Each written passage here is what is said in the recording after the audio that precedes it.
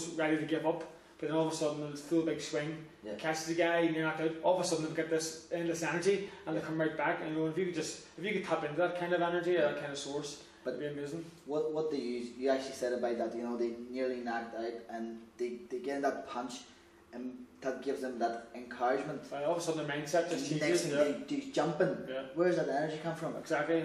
But you can do it. Yeah, you can. Because if you see the goal, see the end result all the time before you actually achieve it, and believe it so much. You thought about it? Yeah, because if I would see my end goal, it would be jumping and going, yes, right. Done it. Yeah. And see, even if I'm tired and I win it, I still would do it. Still jump, yeah. If you watch like a soccer, right? Every time they score a goal, they have different like a celebration, But they practice that. Yeah. There's no doubt about it, because they want to actually see that before they score it. Yeah. Well, I think for me anyway as well, as you get older, more on visualization, preparing for a fight. Sometimes you almost come into a wee kind of ritual. That you go in, like you do. I go into the venue, have a look at the venue, see where I'm fighting. There's the ring. Which way am I going to be walking in? I'm going to be walking in the ring this way. I'm going to get through the ropes. I'll go around the ring. My opponent will be standing there. And then while I'm in the changing room getting ready to go out, I would see myself walking into the ring, visualising my head. Even though I'm walking around practicing, still in my back of my mind, I'd be seeing myself walk in there. The camera's all going in my face. I'm going to get through the ropes. He's going to be standing there. He's going to be looking at me, maybe trying to end me up, but it's not going to worry me. I'm just going to be doing the thing and stuff like that. And the more it becomes real, because then it's like the old saying where you're in a dark street, you're in a dark alleyway. And why are you afraid to walk up that alleyway? Because you don't know what's up there. You could be a ghost, but if you knew up the top of that street was a big party with loads of girls, you'd be way up the street like a shot. Yeah. But because it's the unknown, that's the same. If you're coming into the arena, you look around you and see this here, visualise it. The more you visualise something, the more real it becomes. As you say, the power of your mind, you can make it real. And then I find that's helped me, but it is something you can't just all of a sudden do. You should practice it maybe as well. Like even I find sometimes myself now when I'm training and sparring, if I've had a bad day in sparring, maybe got a bit of a hiding in sparring, the next day driving down, the sparring I'm going right, yesterday he's done this, somebody got me that there, I'm going to get him back a day, if he does this today I'm going to be going this, moving away, boom, boom, boom, and just seeing myself, like you're probably just sitting driving the car, but you're seeing yourself doing it in your mind, as you say, you're seeing yourself jumping, and then hopefully that's how you progress on, because as you say, the more you do it in your mind, the more real it becomes. What would be Brian Magee's self-talk? If you would have to motivate yourself, obviously your coach on the fight will go, come on Brian, left hook or whatever it is, punch or straight arm, or something like that. He doesn't fight for you, you're there. You're the fight, I think just like, for myself would be, all that kind of things, maybe a few curse words just to kind of fire you up, or, come on, you can do it, and just a bit more aggressive talking to myself on the day, on the spot. But if, like beforehand, if I'm in changing room, maybe think about things that matter to me. Especially for me, it's a little bit deserving to be here. Especially at the high level, you're going, God, coming from a wee country like this. So sometimes I think a lot of athletes think they're not good enough to be world level. But I think you have to believe in yourself. Like yes, you are. You deserve to be here. You wouldn't be here. You've done the hard work to get here. Other people have made it, and then you start to look at some of your peers who have been on the high stage and done it, so why shouldn't you be here? And stuff like that. But I think that's some of the mindset coming from, as you say, your surroundings. But compared to these other countries who maybe have a constant history of having world champions and stuff, if you all of a sudden be that, you have to believe that you actually can step out of the mold and you see your comfort zone and reach that. So that's what I would kind of do, just reassure myself. I imagine sometimes maybe a brick wall and building wee brick by brick, where it's like, you deserve here, there's another brick built, you've done that run every night, you never skip the training session, and that's where the hard work comes in, where obviously if you haven't done the hard work and you're just going on your talent, the wall crumbles, the foundations aren't there, so if you've done the hard work, you've always got that base to fall back on, that ground, so like it's like anything, you can't be a world champion putting the hard work in. You said about that, you would use like cursing or whatever it is, like maybe that's a trigger for you. Like one of the triggers, I find using something like what I wrestle is to, get my opponent's focus away.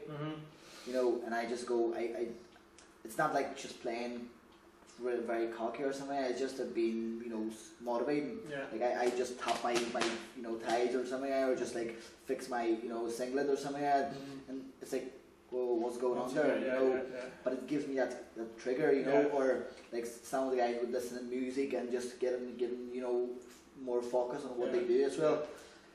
Like the trigger could be as well, like going, you know, and doing that like we tap or something, whatever it is, You said it might be just like talking to yourself and going, come on, maybe like you can't even probably see that, but it's like your face going maybe more squeeze, That always be taught in my mind, even though if I'm just looking around, because like for boxing as well, I try to find, never let the opponent know you're hurt, never let them know, see any kind of sign, if you're looking at a thing, just poker face, because you know, I would feed off an opponent if a fight is actually happening, I see him, you know, you hit him in the body, next thing he's, I'm gonna attack that thing like there's nothing tomorrow. So if he shows one bit of weakness, you know, that's what I'm going for. So like I try to show none at all. If he hits me, or whether announcing the names in the rings, I'm thinking what I'm going to do. Right, I'm going to be doing this. Bam, bam, step to the side, bam, bam.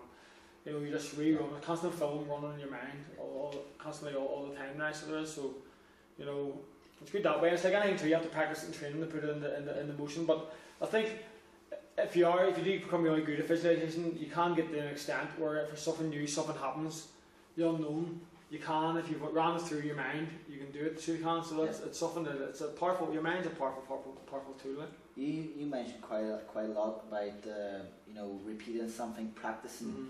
Like I always say, repetition is the mother of all skills. So if you keep practicing something, you'll become more, you know, top at it and more confident, and you know, so like happy to do it, and you know, nobody has to tell you you have to do it, because you just bang doing it, you know.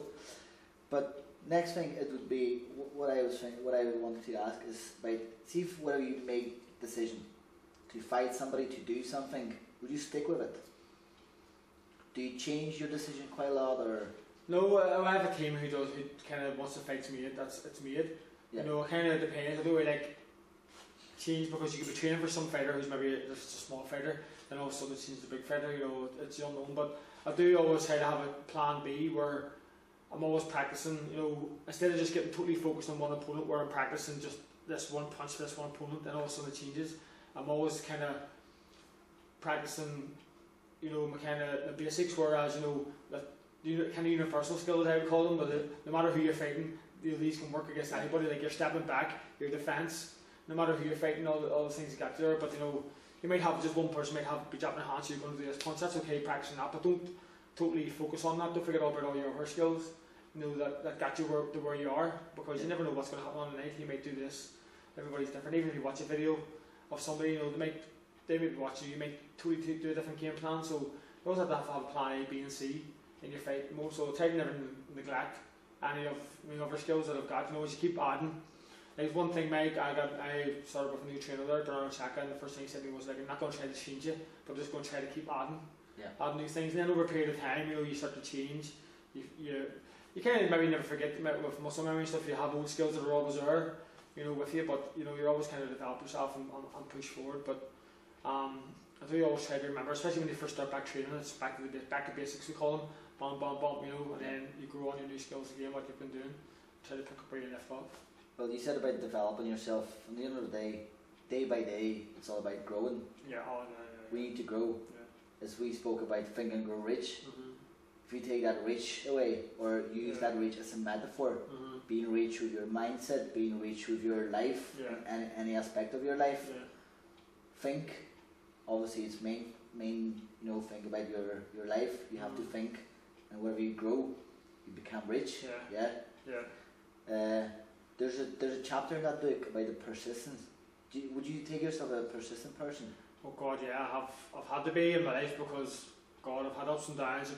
I've been told so many times that every fight has been, this is your last fight. You lose this fight, your career's over. You lose that. But luckily, like I've come through a lot of them. I had to keep winning them, so it's been tough, been a lot of pressure and stuff. But you know, some fights you finish and you're going, oh, that's it, you finish. You'll never get back up here again. You know, but you have to persist with it and just stick with it and do it. Like, but I do, as you said there about, you know, the book that think rich can mean anything. It's true, because I find a lot of things that now that I'm kind of older in sport, and I've got other things going outside of the sport I'm doing, like I'm running my exercise class, kind of wee business going and stuff. I'm thinking ahead of future, but a lot of things I've learned through sport, like, you know, your mind and planning and kind of sticking with things if you're not working.